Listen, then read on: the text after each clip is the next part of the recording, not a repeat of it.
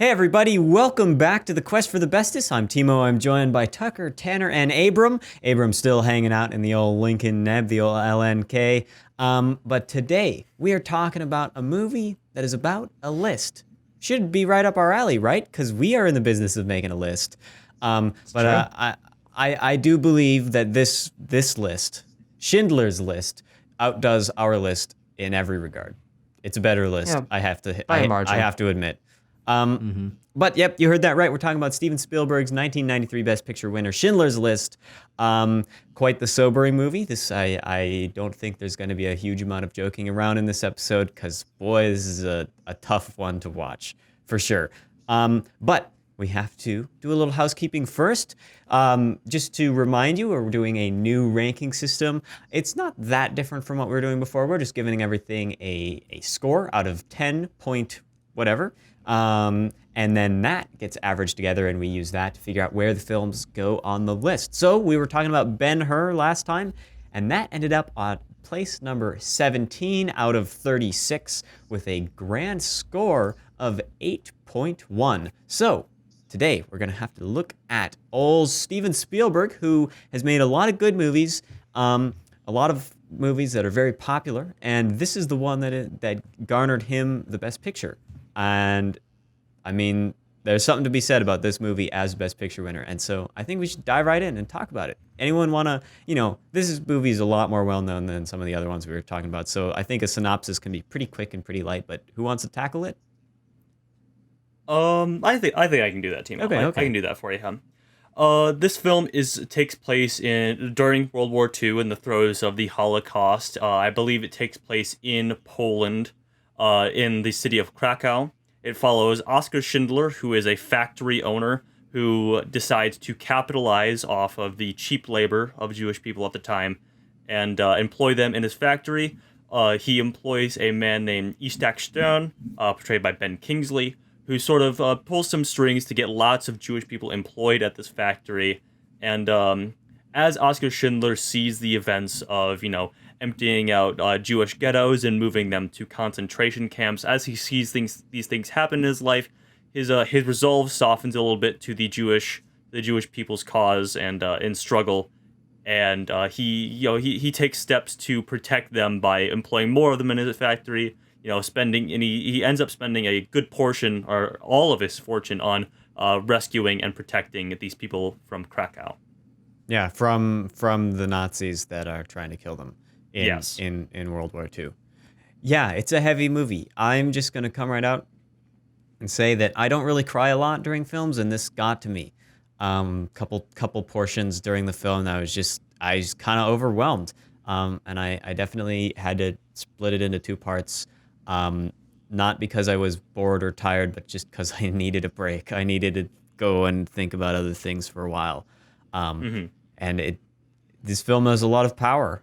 There's a big discussion in it. About halfway through the film, about power and what does that mean. And this film takes a different approach to using its power on me than the characters do, but it works. It works Yes. phenomenally well in my book.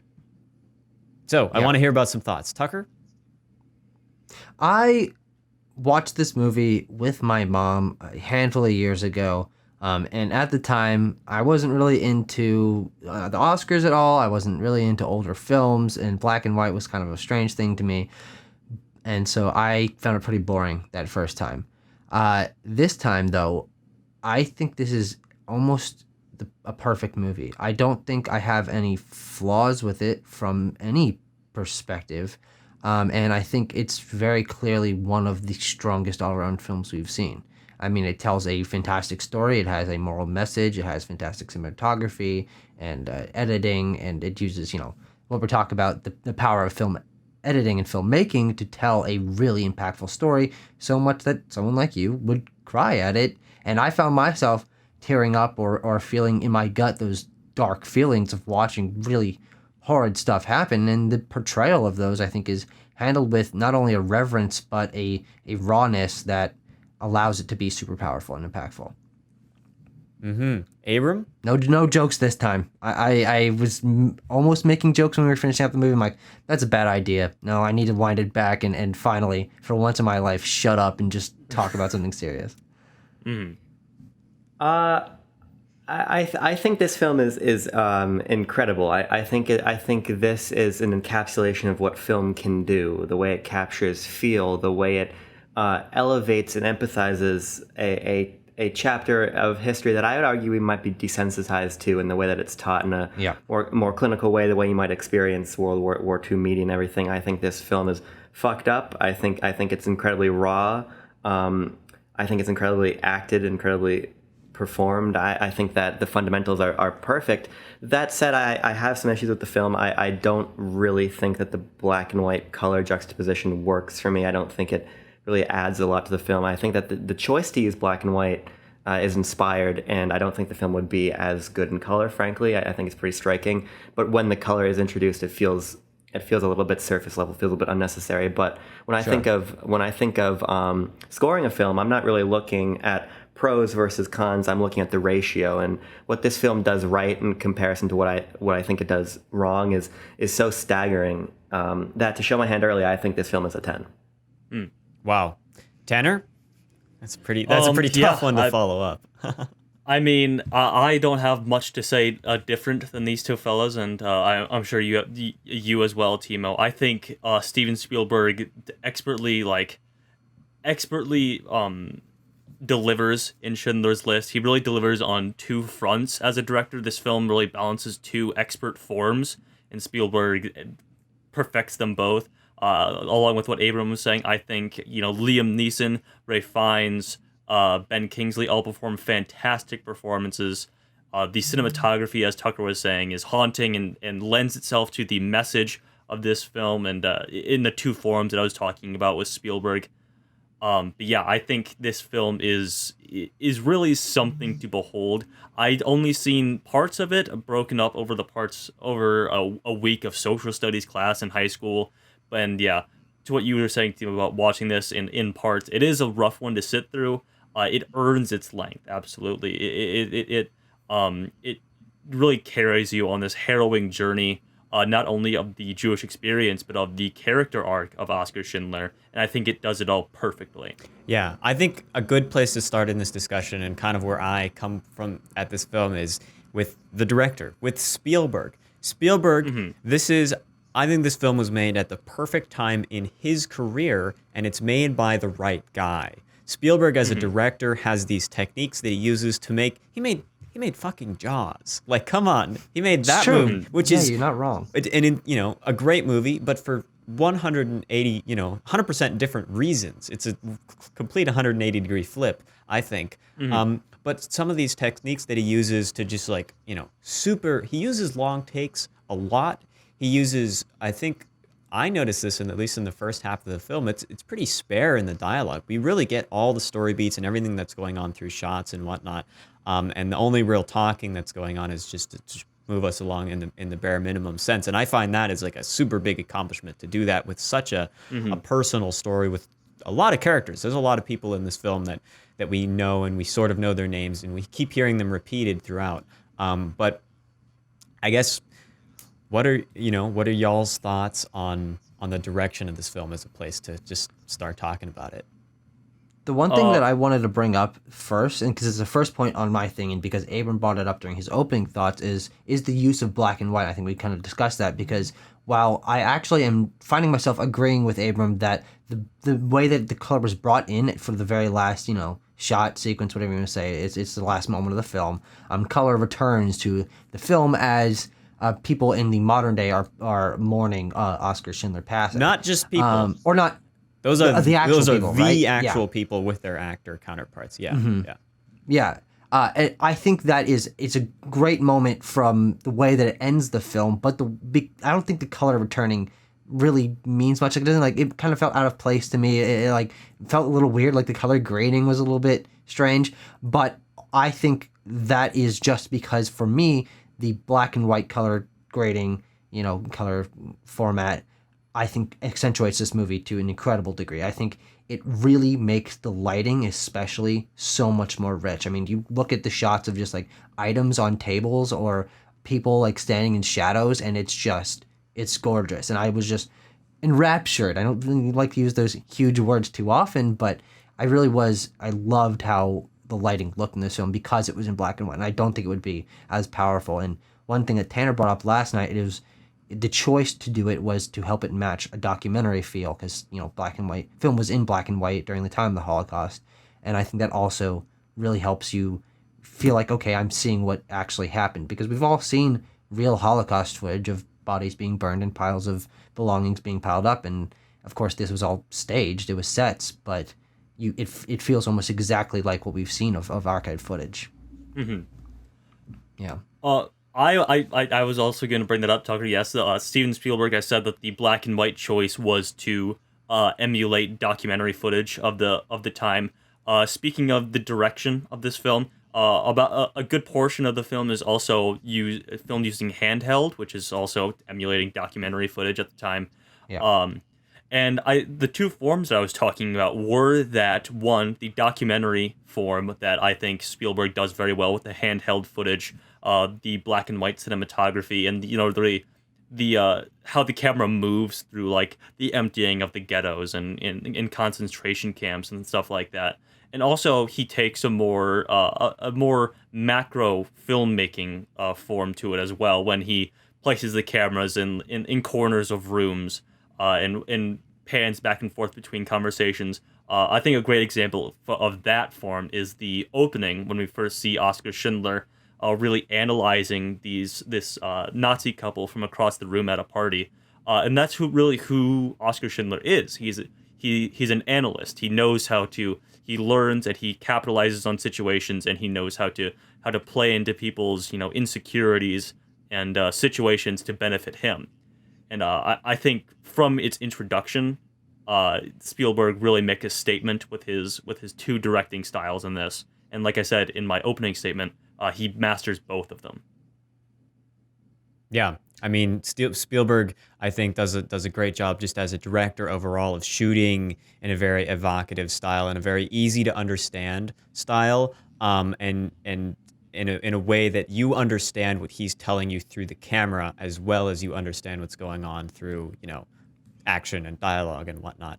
And a lot of that really helps. I think the emptying the ghetto scene is like that, and when the children are rounded up in the concentration camp, the way those two scenes are shot, to me, I mean, just not in my chest. I just am totally feeling it's so raw. It feels so frenetic. Everything's moving around so much, and there's so much chaos in the way that things are shot, except that I can see everything. It's not a chaotic, like there's blurry and there's things are moving faster than I can understand. I can understand what's going on, and I don't like it, and I don't want to see it, but I have to.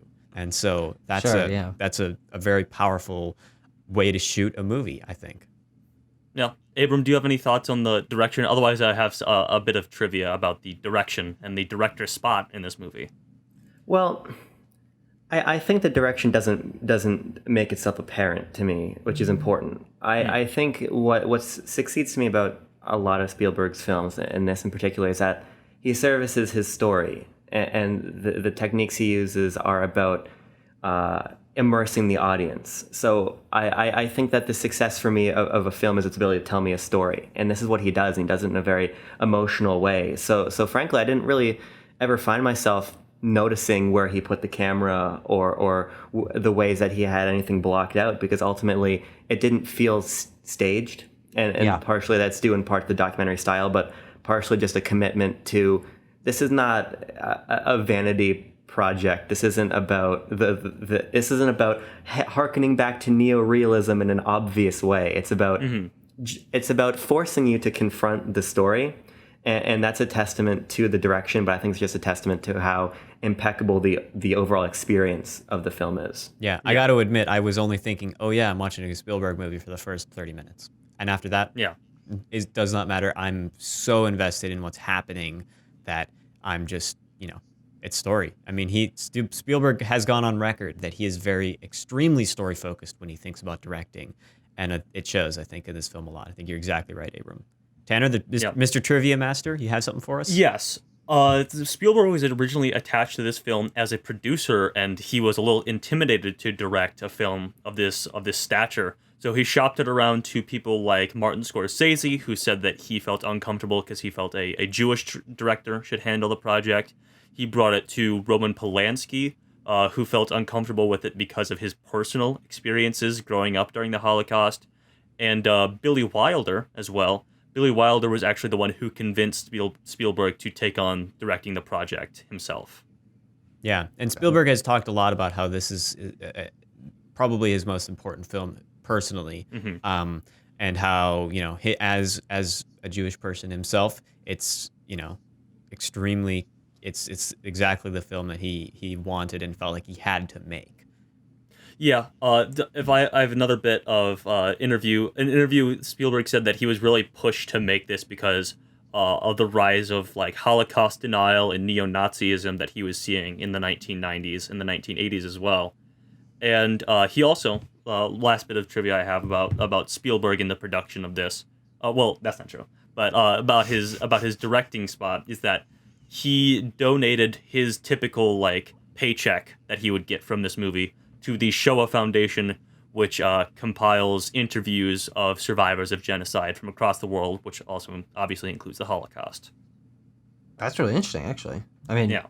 production history all behind this, I think it really shows the care that he put into it, and him being a little bit timid or overwhelmed by taking on this project. I think shows a reverence for the subject matter. He wasn't excited to make the Holocaust movie, and I think that also helps him revere the content a little better. And I think that, and I'm repeating myself a little bit, but I think it shows best in what I think is the strongest aspect of this movie is showing vignettes of people's lives being destroyed. I think you've got two stories going on here. Obviously, the Oscar Schindler story, but the stories of the dozens and dozens of other smaller, D-tier characters, the amount of screen time they get, but characters that are Jewish people whose lives are being upended by the Nazi regime and the new laws and new societal rules. And we get tons of those throughout the film. And he's not afraid to just cut somewhere else entirely random, drop Oscar Schindler for 30 minutes at a time sometimes, and show how people are being affected by things. And those were the sequences, while I am very interested in the Oscar Schindler story, those were the sequences I felt myself most engaged because, as Timo was saying, it felt raw because of the kinetic nature of the camera moving around, the documentary style. I was just really, I love those sequences from how they made me want to connect to these characters that are even just, passing by or have one thing happen to them. And the fact is that these scenes happened quickly because everything was obviously happening very quickly in real life, and the disregard for human life is shown bar none. I don't think it's ever been matched. I mean, anything I've seen with the ways that the Nazis will just dispose of people for whatever reason. I think that's why this film is most powerful, is showing the people's lives and then just also showing them ended. I mean, it's a really interesting juxtaposition. Yeah. Yeah. Well, does that lead it? I mean, shall we dive in and discuss the story and the story beats here? This is Sure. This is the toughest part of the review. So if you're listening out there and this is a little much for you to handle, I don't blame you at all. But Yeah. we talk about this arc of Oscar Schindler, and let's dive into how that's presented and just how well it works as I think a subtlest. We're going to use the Quest terminology. It's a very subtle arc. Where he's not presented, Spielberg doesn't bring him in and say outright, he is out to make money. He's going to exploit these people. He says, he does say it in the line, oh, there's one thing my business needed, war. That was a line, early in the film. And I think that's the most obvious time. That's where he's least subtle in what's going on. But as the film changes, I find Oscar Schindler as a character, the way he shifts and the way he starts thinking about stuff differently is shown in such a way that I understand it, I get what's going on, but it's not handed to me on a silver platter, which is a great directing compliment in my book. What do you guys think about that? I mean, one thing that I think was interesting is I'd seen this movie before, but honestly, I didn't really remember it. I had forgotten that he started off as just business magnate, not really in it to help people. I was trying to read into things as him wanting to help people, and then Tanner mentioned offhandedly, like, Abram asked, Tanner answered. It was a whole situation of he's in this for money, right? Like he's just going business. He doesn't really care about their lives yet. And I was like, oh, that's right. That is how he starts. And I had this moment where it reframed everything, and suddenly I was paying attention to the ways he interacted with people and talked about his business, putting that before the human lives, and then watching that pretty slowly change throughout the course of the movie till you get to the end where he's crying because he couldn't save one human life. I think it's a fantastic character arc. Yeah, if I can just skip to the end, that final like monologue, that an exchange that him and that Liam Neeson and Ben Kingsley have is incredibly powerful. When he's really the war is at his end, and he's like, I could have done more and I should have done more, and you come to realize that he's right, because as Tucker said, his character arc happens very slowly, and it's only in the last maybe hour of the film that he really takes an interest in saving the Jewish people of Krakow. And he says he could have sold his car, he could have sold like his suit or something like that. And it really does, to use a term that Tucker said, it reframes a lot of his actions. As you think back, and he's like, he brushes the ash off of his car from the burning bodies, and he's like, oh, what a nuisance that this ash is all over my car. And I mean, you think back to like very early in the film when he's buddying up to like these Nazi party members only to benefit his business, and it is and it really frames for you the guilt that Oscar Schindler feels in that moment, that he's like, I sided with these people, I had apathy for thousands of lives. And then Ben Kingsley delivers a line that just has stayed with me since we finished the movie, which is, there will be generations because of what you did. And I think that really speaks to another message of the film, and that is that it's the inscription on the ring that they made for him, is that if you save one life, you save the world. Sure. Yeah. Yeah. I mean, yeah, I think message-wise, this film delivers a lot in that just I struggle to really find words to encapsulate it, but I feel like I know it so well. It's by the end of the film, you're like, he's a good man and he has done a good thing, but he has that in the factory, the last speech where he talks about, and he's like, I am a criminal, I have to go on the run. You are free, and he tells the soldiers too. He says, you can be men and you can leave and you can go home, or you can be murderers, and that's oh my God. The script isn't overwritten, and that's why I think it's pretty close to perfect. It's very plain, and it allows emotion and what's left unsaid to communicate a lot to the audience, and I think that's incredibly effective. So I think it's a success on behalf of the script, but I think it's also the performances that really take the film even further. And I think that the true heart of the film for me is Ray Fiennes' Eamon, who is probably the most despicable villain I have seen in any film.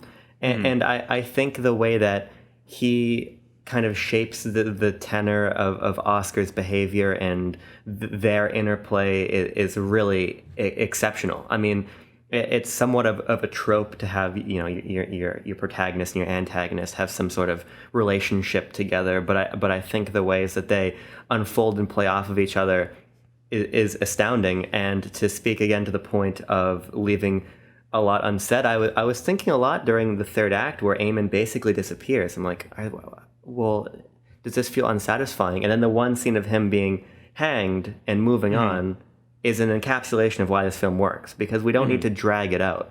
We saw what he did. We saw him take his scoped rifle and just start shooting Jewish people from his balcony. You don't need to tell us anything else.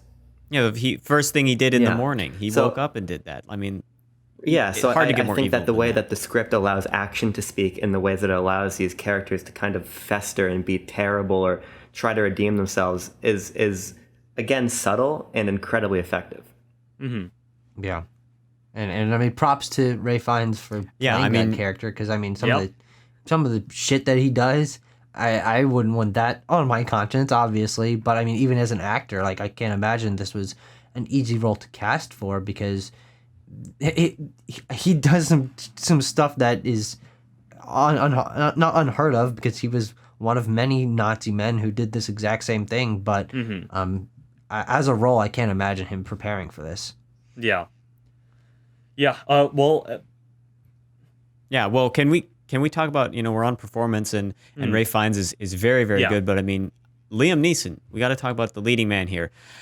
As you know, I'm not sure how many. What's like has Liam Neeson done a lot of other like very, very serious drama roles like this? Because I feel like he has this reputation as like an action movie. He's in the Taken series, which is more contemporary, but I feel like I'm not used to seeing Liam Neeson in this position as an actor, and that is why I like it so much, because I don't really see him as Liam Neeson, because he's not running around shooting a gun. He's Oscar Schindler. He is this character, and he is doing these actions that are not like what I expect from the face and the body of Liam Neeson, and so that works for me. And I find his performance extremely compelling throughout the film. Every line is delivered with just the right feel to it, and it gives, I could really tell what he's thinking, and everything that you want from a character and an actor is really portrayed through Liam Neeson. We talked about Liam Neeson and Ray Fiennes, who both earned a leading actor and supporting actor nomination. I'll just go through the wins and noms here a second, since we're on that page. Steven Spielberg won Best Director this year. Steven Zaillian won for Best Screenplay, or Best Adapted Screenplay, excuse me. It won for Best Cinematography, Best Set Direction, Best Editing, Best Score, and then Liam Neeson and Ray Fiennes, like I said, were both nominated for their performances. It was nominated for costume design, sound, and makeup as well. Yeah, all of it makes sense. And we were talking last week about Ben-Hur and how that movie succeeds best in the insanity of its production design. But this movie does its production design, I would say, just as insanely detailed, but on a much more personal scale. It doesn't have the benefit of being as epic as Ben-Hur does, but I think that the impact of how crazy deep they went on making sure everyone was properly costumed and making I think one of the best visual set pieces in this movie is the road made of gravestones. Just the production behind that, it looks incredible, and just I think the production design is off the charts in this, but in a much more raw and realistic way, where your attention isn't drawn to it. You feel the pain of its existence, because you're being shown the horrors of the Holocaust. But you're not like, oh wow, look at this, look at the production design. You notice it afterward, I would say. Yeah. I think that it is an epic scale of production design. It's a huge amount of extras. It's the extra and cast. I find very compelling just how they communicated to those masses of people. I'm sure it wasn't that difficult, given the subject matter, but to convey just the pain through those big crowds, you could feel all, and the horror, and just the everyone is super afraid in these moments. And then there are the insane set pieces, I think, like where they have the gigantic mound of burning bodies, and it's like, and that, works on a story level, and it works on a production design level, and I mean, so much so that you don't think about it, you just watch and you're horrified, but you have to keep watching. One thing I want to note that I think adds another dimension to the film are these sort of notes of resilience that are throughout. Even sometimes contrasting the most fucked up parts of the film. What I think of really captures this duality pretty well is the shower sequence when the train is diverted to Auschwitz and they think that they're about to get gassed, and then they're just showering and everyone's laughing and holding each other. And I think it's those little moments that kind of track alongside the sort of macro triumph of Oscar that make the film, for as dour as it is, I think feel resonant and hopeful in a way that feels earned and doesn't feel, bizarrely earnest in a story like this. I just think that there's a great multifaceted tonal element here that is really important. Yeah, I think for as dour as the film is, Steven Spielberg never loses sight of the optimism, which is something that permeates through a lot of his films. He's a very optimistic filmmaker. That's why so many of his films have like found themselves in the nostalgia of many people throughout the years of cinema, as well as like some of the most well-regarded films of all time are Steven Spielberg films.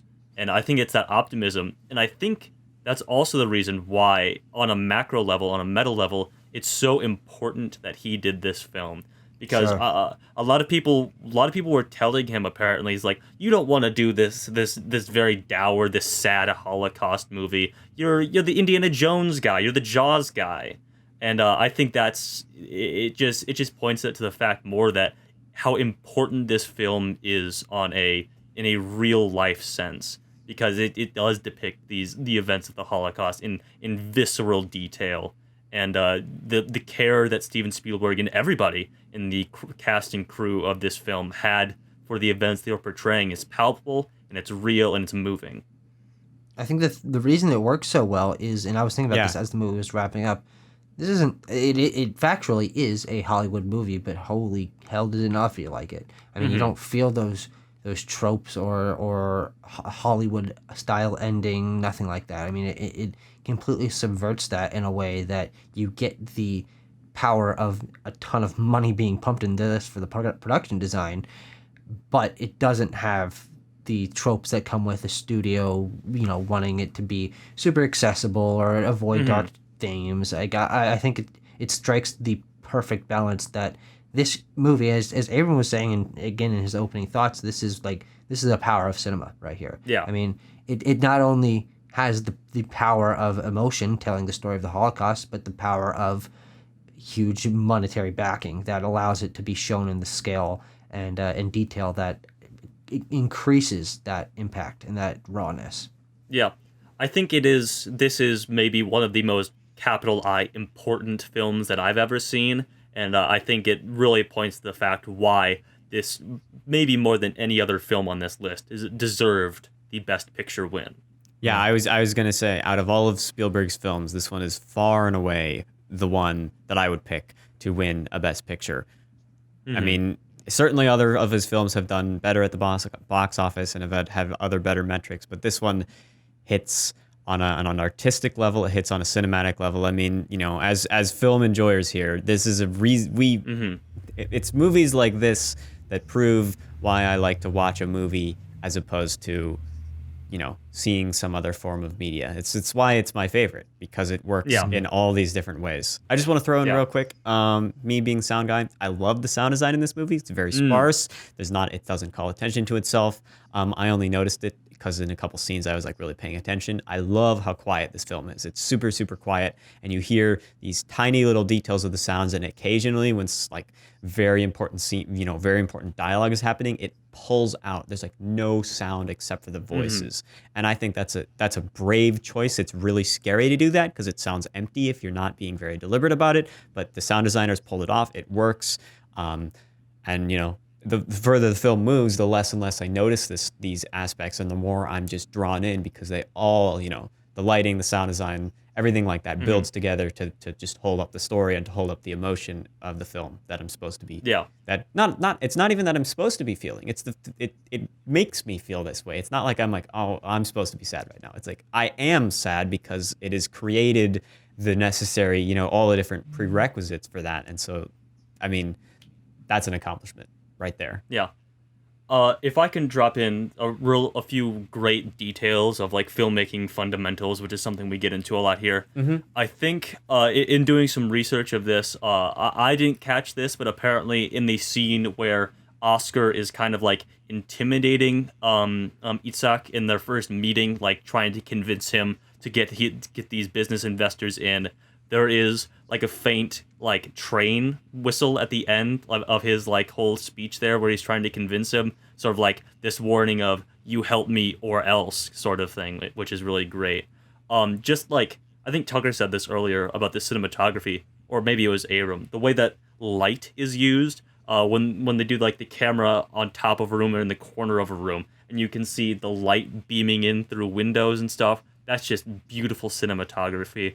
One of my favorite shots is when Oscar is talking to Itzhak about halfway through the movie, and Itzhak has to go back into the concentration camp, and he's like enveloped by this spotlight that's shining right at the camera, and Oscar's just left standing there at the gates of the concentration camp. That's great.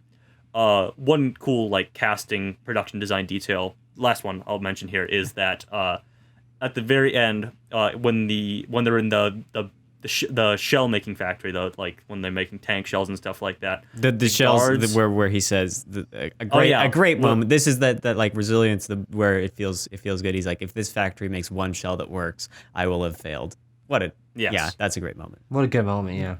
There is the guards are like in the basement of the factory or whatever, while the Jewish people are celebrating the Sabbath, and I really like the detail of it's towards the end of the war, and all these soldiers are visibly like teenagers, early 20s, because that's who the German soldiery was towards the end of the war. They were just drafting anybody. So that's just a really great detail that I noticed. Yeah, I mean it shows how well Spielberg knows his story and his subject matter. Mm-hmm. So, I mean, do you guys have any more thoughts you want to get to before I'm sensing that we want to punch in some numbers here and figure out where this goes, because I'm sensing something here. Shall we just go for it? Shall we just punch them in? I think there is, if we can do, I think there is just a lot of great scenes that you can analyze and pull out. This film is just packed wall to wall with fantastically moving and well done and well directed and well performed scenes that we could spend all day pulling out. Oh, what'd you guys think about this? Wasn't this great? What'd you think about this? Wasn't this great? But looking at it as a big picture, I think we've all come down in a very similar spot. Yeah. Okay. Mm-hmm. Then let's punch these numbers in. Are you ready? I'm punching in mine. I got my typewriter here. I'm gonna hit it, and my number is in. Let's see. We're getting one more, and then whoa. Okay, this is big. This is big, guys. So that number is in there, and you guys can see it. Holy crap. Okay, so running down the scores, Abram gave his score very early in the episode. He gave it a flat 10.0. Tanner also gave it a 10.0. So that's pretty far up there.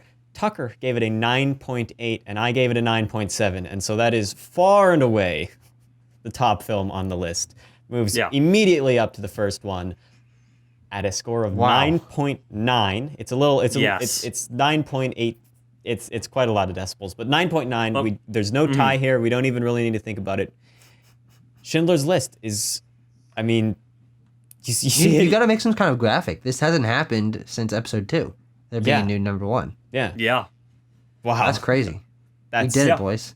I mean, if I can speak to my scoring here, I think we've said this in one way or another throughout this review, but this film does what film should do and what film can do, and I think it's a testament to what the art form can accomplish, what the directors and actors and set dressers and editors and everything and scores or composers rather can accomplish to make a product, and what that means for a wider audience and what it can do to an audience. This is, to me, a capital F film. I mean, this is it's incredible. I'm almost at a loss for words for how moving this is on a grand scale, because this is not what we're singing the praises of a film that always gets its praises sung, and for good reason. Now that I've seen it in an entire sitting, it is just incredible.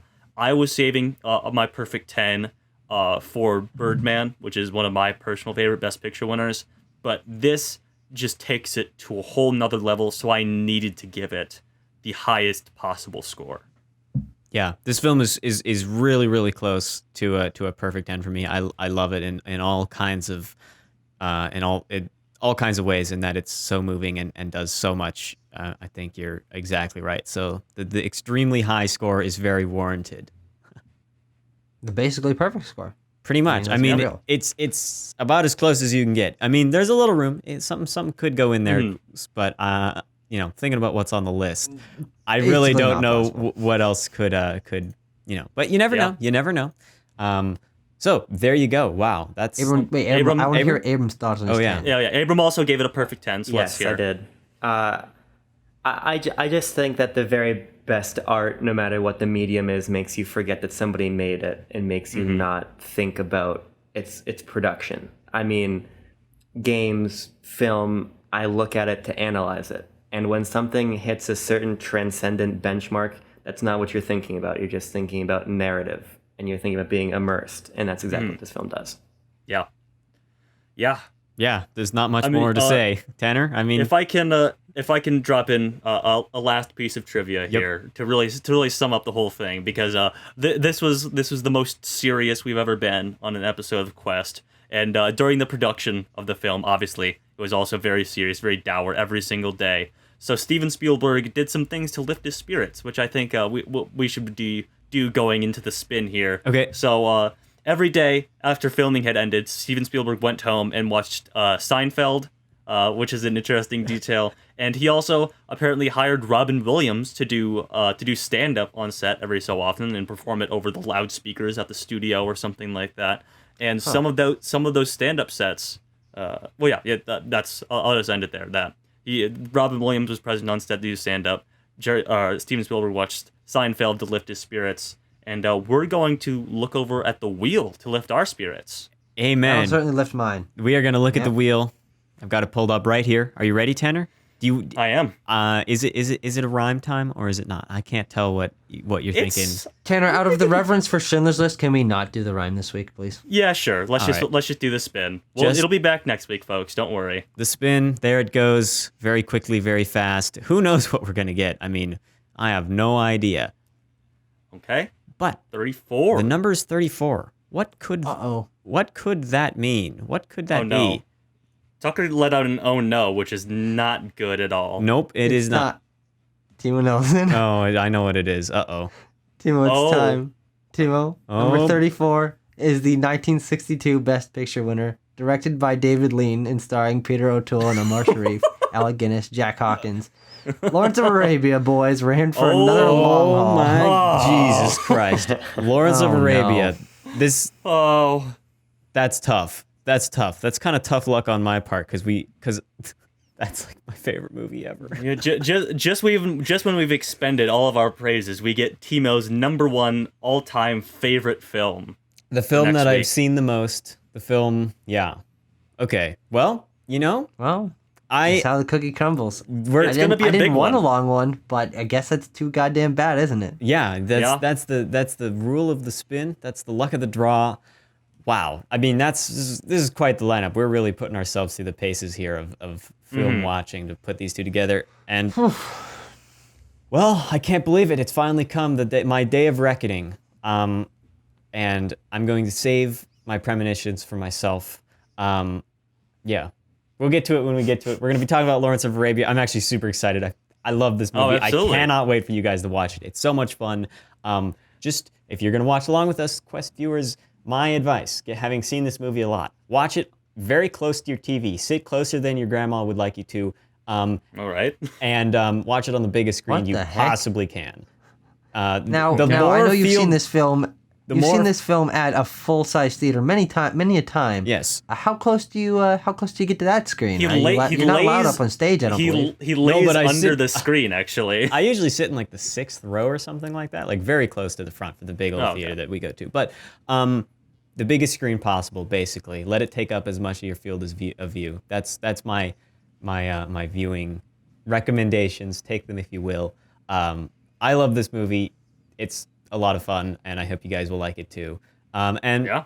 I guess I won't be too disappointed if it doesn't rank up above this because God damn it, Schindler's List was really good. Yeah, I mean, Yeah. well, first of all, I don't don't get your don't- hopes up. think we gave enough appreciation to. We have a new #1 now. Yeah, I mean, We're it's trying like to give a lot of deal with credence to it, that. yeah. that's mind blowing, but we do. Yeah. Wow.